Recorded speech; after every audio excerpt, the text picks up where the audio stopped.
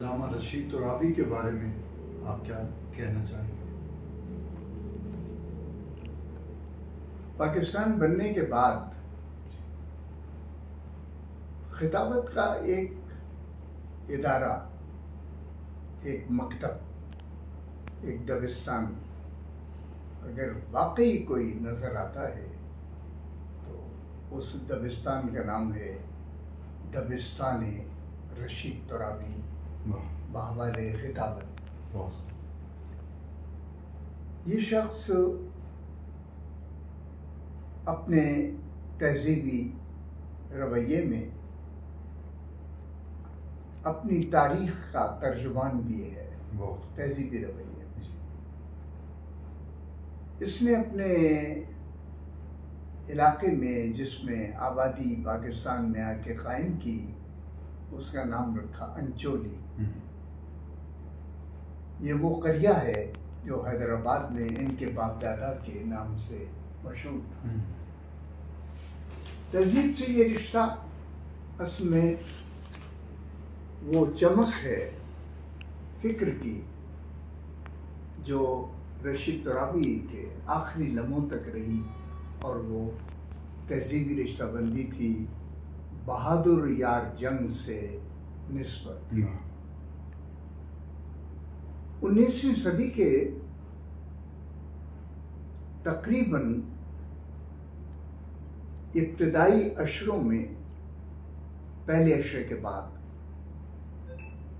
40 سال تک، سن 45 تک کی بات کر رہا ہوں، پہلے 40 سال تک بر صغیر میں اگر خطابت کا کوئی شعر کسی کچھار میں گونجتا تھا تو بہادر یار جنگ تھے۔ انہی بہادر یار جنگ کے شاگرد رشید ترابی، وہی لہجہ، وہی رویہ، وہی جملوں کا نشیب و فراز، وہی طاقت لسانی، وہی معانی اور مفاہیم کے رشتہ بندی میں جوڑ قائم کرنا۔ بہادر یار جنگ کی کوئی تقریریں میں نے تو نہیں سنی، میرے شعور سے پہلے کے خطیب ہیں وہ، یعنی میری زندگی کی پوری بھرپور تاریخ میں رشید ترابی موجود ہیں، میں دیکھ رہا ہوں۔ تو میں نے جو پرانے خطیبوں، بہادر یار جنگ کی بھی بات کر رہا ہوں، جن کے بارے میں نے سنا کہ وہ شعر کی طاقت کو جانتے تھے کہ کون سا شعر کتنا، شاعری کا شعر، مصرے کا شعر، شعراء کا شعر، قوت بیان کا شعر، وہ جانتے تھے کہ کہاں پر کس مصرے کی کیا طاقت ہے۔ بہت خوب، بہت اچھی تقریر کے لیے کم از کم ہمارے سماج میں، جس میں اردو زبان عام خطابت کی زبان ہے، اس میں شعر کی اس قوت کا، ساحرانہ قوت کا اگر کسی کو شعور حاصل تھا تو وہ اب تک جواب نہیں ہے اس کا کوئی، وہ تھے رشید ترابی۔ بہت خوب، بہت خوب۔ ایسے شعروں کو وہ، اشعار کو وہ، ایسے مصروں کو وہ ایسی جگہ لا کر پڑھتے تھے کہ اس کے معنی کی ایک نئی جہت کھل جاتی تھی، اور وہ اپنا مفہوم پورا کر دیتے تھے۔ مثلاً میر کے شعر غزل کے شعر ہیں، میر کے شعر غزل کے، لیکن وہ مصائب میں انہیں اختیار کرتے تھے۔ یہ تیغ ہے، یہ تشت ہے، یہ ہم ہیں کشتنی، کھیلے ہیں کون ایسی طرح جان پر کے ہم۔ واقعات شام میں یہ پڑھ رہے ہیں۔ سر حسین لائے ذرا، سر بھی تسلیم محبت میں ہلایا نہ گیا۔ ایک جگہ جہاں مقتل حسین کا منظر بیان کر رہے ہیں، وہ کہتے ہیں یہ سر کو ہٹانا، پیچھے کرنا نہیں، رضائے الہی کے خلاف ہے، اس حالت میں جس میں ذبح کرنے والے نے ذبیحے کو جس حالت میں لٹایا ہے، اللہ کی رضا میں اسی حالت و حیت میں رہنا چاہیے، ادھر سے ادھر نہیں ہونا چاہیے، ضربی تسلیم محبت میں۔ تو شعر کا شعور جناب رشید ترابی کی تقریر میں ایک اور خوبی جو میں نے دیکھی، جو بہت کم خطیبوں نے کہ وہ ہر لفظ کو اپنی قوت کے ساتھ استعمال کرتے تھے، لفظ کی قوت کے ساتھ نہیں، بہت نازک بات ہے، ہر لفظ کو اپنی قوت کے ساتھ استعمال کرتے تھے، یعنی انہیں اس لفظ سے کتنی قوت کا فائدہ اٹھانا ہے، بھائی ایسے خطیب کم ہوں گے، کتنی قوت سے۔ ایک دفعہ نشتر پارک میں میں نے سکندر مرزا کو بیٹھے ہوئے دیکھا، اگلی صف میں بیٹھے تھے، تو انہوں نے ایک گفتگو میں ایک شعر پڑھا اقبال کا، بہت اقبال کو بہت پڑھنے والا آدمی تھا، اپنے معنی میں نے ابھی کہا کہ مفہوم اور مضمون کو تو اپنے لیے استعمال کرتے ہی ہیں لوگ، لیکن لفظ کو اپنے مطابق موڑ دینا اور اس کی لگام کو کس کے رکھنا یہ بڑا مشکل ہے۔ یہ رشید ترابی کا بہت رشید ترابی کا ہمیشہ ورد زباں ہے علی کا نام، مجھے سیدھا سادہ ایسے نشیب و فراز میں محبت علی کا مضمون پڑھا اور ہر لمحے اس کی کیفیت کو اپنے ارتقاء کے ساتھ سمجھایا اور وہاں لا کے اس مسئلے کو پڑھا۔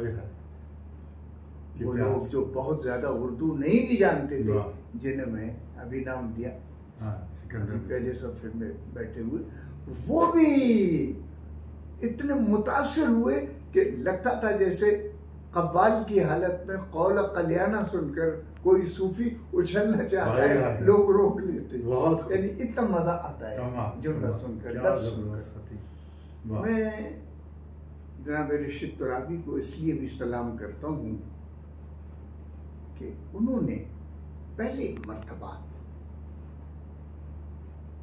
حسینی مجلس کو لغت کی صحت کا نسخہ تھمایا۔ کمال، ماشاءاللہ ماشاءاللہ، لغت کی صحت ہے ایک، اور اس نسخے کو حاذق حکیم سمجھ کر اپنے پاس رکھنا، بہت عطائی مت بن جانا۔ لہذا مجھے یاد ہے کہ انہوں نے ایک دفعہ مستقبل اور مستقبل پر گفتگو کرتے ہوئے مستقبل کا مفہوم زمانے آئندہ کے لیے استعمال کیا تھا، اور کس عمدہ انداز سے، سبحان اللہ، رزق کے مدارج بیان کر رہے تھے، رزق کے، رزق تو بظاہر کوئی ایسی بات نہیں ہے، رزق رزق ہے اور ہر شے رزق کی محتاج ہے، جس میں جان ہے اور جس میں، لیکن وہ چیونٹی سے شروع ہو کر انسانی روح تک پہنچ گیا، جسم تک، اور رزق کے مدارج بیان کرتے ہوئے اس کی تمثیلیں بیان کرنا شروع کر دی، تمثیلوں کا بیان کرنا، لغت کے علاوہ بھی جو بات کر رہا ہوں کہ جو جسے تھیٹر کہتے ہیں رومن زبان میں، تھیاٹر جسے تمثیل کہتے ہیں، رشید ترابی صاحب کی خوبی میں تمثیل جو تھی اس کی بڑی اہمیت تھی۔ مثلا وہ کسی واقعے کو جس پہ ذرا بھی شبہ ہو کہ خلاف حقیقت ہے، اور بہت سے واقعات ایسی حقیقت نہیں رکھتے جیسی کہ میں بیان کر رہا ہوں، نوعیت کے اصل میں ہیں، وہ اصل میں ویسے ہی ہیں، لیکن جو میں تفصیل دے رہا ہوں وہ اصل میں ایسی نہیں ہے۔ بہت سے واقعات میں نے ان کی خوبی دیکھی کہ وہ ایسے مقامات تردد پر کہتے تھے، میں سوچ سکتا ہوں، میرے ذہن میں یوں آتا ہے کہ ایسا ہی ہوا، اگر میں ہوتا تو اس مقام پہ یہی سوچتا اور یہی کہتا. یہ کہہ کے رہا کیا اسلوب ہے، کیا اسلوب. واہ. رشید ترابی صاحب کی کتابت میں بہت سے کمالات تھے خطیبانہ. جی. میں ارسطو کی پوئٹکس سے ابلاغیات اور مکالمات اور کتابت کا پہلا شعور میں نے وہیں سے لیا تھا. رومن میں نے سیفو کو بھی پڑھا ہے. میں نے افلاطون کی اکادمیہ کے اوراق بھی الٹے پلٹے ہیں. میں نے ارشمیدس کے مکالمات کو بھی دیکھا ہے. ایرسٹوفین بھی ایک حکیم متکلم گزرا ہے، اسے بھی کہیں نہ کہیں سے کھنگالا ہے. ان سب لوگوں کی اپنے زمانے کے مطابق مواد کو اپنی تقریر کا حصہ بنانا اپنے شعور کا انہوں نے فرض قرار دیا تھا. واہ واہ واہ. رشید ترابی صاحب میں نے ایک اور اس سے بھی آگے خوبی دیکھی کہ وہ کبھی کسی کا نام لے کر ادارے کا، فرد کا، جماعت کا، عقیدے کا نام لے کر کبھی کوئی بات نہیں کرتے تھے، لیکن ان کی ہر بات سے کوئی نہ کوئی ادارہ اپنا منہ دکھاتا ہوا نظر آئے.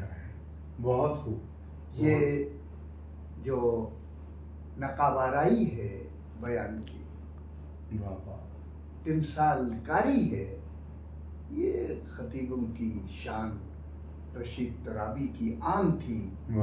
اور جب تک آواز کی گونج باقی ہے ممبر پر، رشید ترابی کو لوگ یاد رکھیں گے. بہت خوب سر، بہت خوب. ماشاء اللہ. جناب یہ لگو یہ